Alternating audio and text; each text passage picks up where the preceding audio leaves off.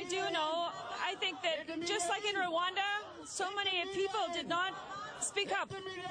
That's why this sign says to speak up. Because I feel we have to speak up when we see genocide wherever it is occurring. And I believe it is happening in Sri Lanka. And that's why I think it's important for all Canadians to support the Tamils. Many of the Tamils that I'm meeting here today, they're not talking about Tamil terrorists. They're talking about the civilians who are being killed. And they want a ceasefire. And I agree with that. I think there should be someone who is independent, who can go in and speak to the Sri Lankan government so that they stop this terrorism that they are creating for Tamil people. Even if there has to be a separation of that country so that the Tamils have a place of their own, I don't know. I don't know the solution, but I definitely think that the world should take notice. Thank you. I made this sign. I made it very quickly, so it's not very fancy. It says, speak up, say no to genocide of Tamil civilians. I ask the Canadian government to stand for justice. Request a ceasefire. And if when you open up and you speak up, you say no. No to the genocide. We are Canadians standing for.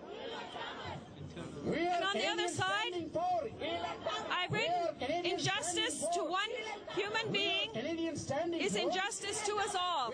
And I really believe that. That's why I'm here. I think we need a permanent ceasefire in Sri Lanka. And genocide has to stop around the world. There shouldn't be any more genocide of any kind.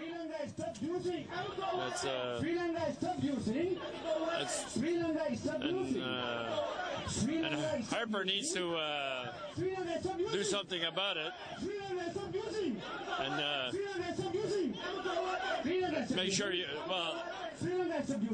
he's declared you a terrorist group. He needs to change that because you're not a terrorist group. You know, it's false reports from Sri Lanka government. We're going to take a short break. When we come back, we'll talk about the collateral possible damage by, putting up an economic embargo on a grassroots level to the actual innocent population in Sri Lanka. We'll take a break, and when we come back, we'll talk more. Is 30% the highest inflation rate anywhere in Asia. Mm-hmm. Now, the government is bankrupt, fighting a war that they cannot win. And I don't believe for one moment that we will lose the fight for Tamil Eelam. I may not be alive. I'm 77, but win we will. Mm-hmm. So, they are prepared to spend all this money. Now, they are running out of money, so what do? They go to the International Monetary Fund, who are now and go begging for it, despite the fact that Mr. Cabral, the governor of the central bank, said that their economy is in great shape just 3 months ago. And the guy doesn't know what he's talking about. Why he's the governor of the central bank, I wouldn't know. Now, IMF are not known to give their money without getting a pound of flesh back. And that pound is going to be that the inflation rate be increased even further, the taxation burden be doubled. Or the people, I don't know whether you or anybody else is aware that Sri Lanka has one of the highest suicide rates in the world. And it's not Tamils who are committing suicide, not only Tamils. Tamils in concentration camps are. They've been killed. Yeah, they don't need to commit suicide. They get killed if they hang around long enough. Right. But the Sinhalese, for people from my village in the south, they are drinking insecticide and committing suicide because they just don't know where their next meal is coming. Now, people are going to suffer. I don't deny that at all. But we've heard that same argument when we, that's the only advantage of being the age that I am. I've lived through all this. When we started that embargo on South African goods in the apartheid regime, we were told you'll be hurting the poor South African. I said, for sure. But then, at the end of it, we are going to get a South Africa ruled by the majority people. So, I'm sure that there will be some suffering, but the short-term suffering is not going to be nothing compared to the long-term gains of getting this brutal fascist regime out and to say no more of this repeat performance of genocide by any incoming government because we'll do the same thing to you. there's one other point that what you missed, or I missed rather, and that is the not only the banning, we'll have to approach the trade unions and tell them, as we did with apartheid South Africa, don't touch anything, either going to Colombo or coming. Either passengers going by air to Colombo, maybe via Singapore, or tea coming into these countries, will not unload it, will not do anything. I mean, when we suggested all this with apartheid South Africa, somebody said, look, they are rolling in money. They got biggest diamond mines in the world. They are rolling in gold, quite literally rolling in gold. You think they are going to come down and worry about some economic boycott? They did.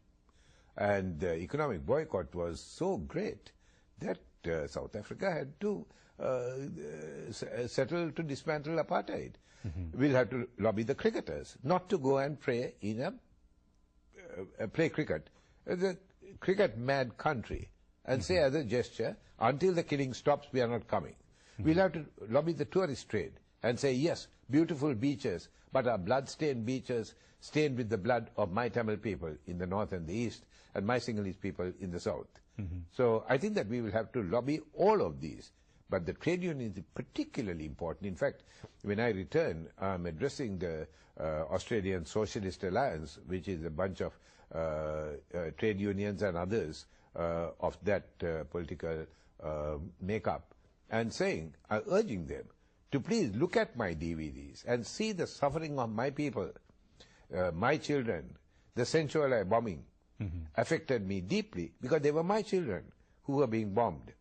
And the people, the 350,000 people which I have just recorded in a DVD I have released, which I will release to your station too, shows the enormity of the human suffering, and say, look, this is what your governments are doing by not taking action.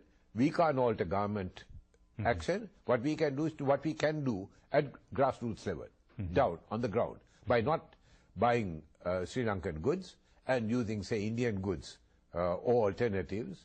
And you can help us in stopping genocide by refusing to service ships and tourists going in and out of Sri Lanka. If we can only get that done, and we can do the impossible, and that is to persuade the plantation Tamils to down their tools. You see, the plantation Tamils were very badly treated by the Sri Lankan Tamils at a time when I was a kid. And I couldn't believe that one ethnic group would treat members of the same ethnic group. I mean, Tamils are Tamils. The Jaffna Tamils looked down on the Batticaloa Tamils. Below the Batticaloa Tamils, way below that, came the coolies. They are the South Indian laborers brought in who put Sri Lanka on the map. Now the wheel has turned full circle, because if we can get the coolies on the tea estate to down their tools, that will be the end of Sri Lanka's economy, because 75% of the income today is from tea. Everything else has dried up. The people working in the Middle East are coming back in droves. There is unemployment, not only unemployment, but loss of revenue. The tea trade is falling, rubber is falling, cinnamon is falling, tourism is virtually down to zero. So where is the money coming from? Foreign exchange. Exactly. So colonialism today takes the form of foreign grants. And that's what if we can stop it, fine. If we can't, then we'll take the Sri Lankan government to a halt by, firstly, create economic boycotts, and, if possible, supporting the Sinhalese and others, particularly from the left parties, the NLSSP, who are the only people like Vikramabahu Karunaratne and Siritunga Jayasuriya, to sit down and say, I'm sorry, we are not moving. We are bringing 50,000 people to Colombo, and we are going to block the streets until you stop this war. And they are quite capable of doing it. Maybe they will fire at them. I mean, a bunch that were capable of killing several 20,000 Sinhala youths during the 71 and 89 uprising, and are now capable of killing the current figure is 70 Tamils a day, and 700 children killed these last 2 months, are quite capable of turning the guns on the Sinhalese people. They might, But with today's television coverage, I don't think they dare And to. the attention of the international media Absolutely. on Sri Lanka right now. Yes. Absolutely. Yeah. While we're on the topic of grassroots uprising and whatever, we'll take a few more calls. I am sure we have a lot of questions on the same. Let's speak